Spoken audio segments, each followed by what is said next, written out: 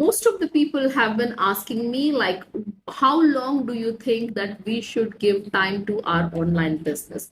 Well, that's completely a wrong question to ask, guys. And if you are having a similar kind of a thinking, then I want you to tell you, like, if you do not feel like going all in the business and doing it, don't start.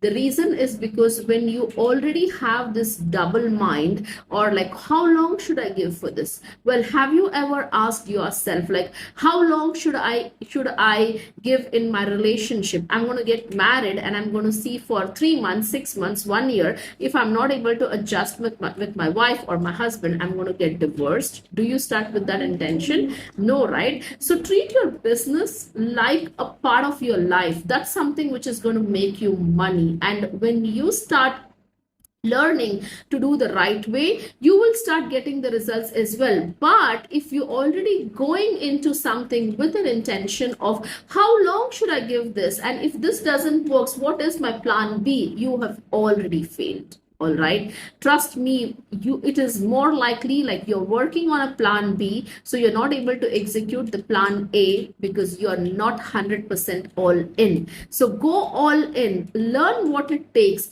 do what it is required, fail forward, move, get up and again move. And this is what it requires from you. It requires commitment, consistency to execute anything what you want in your life, be it your health, your relationship, your your business, your career, your job, your life, whatever it is. It does require commitment, guys.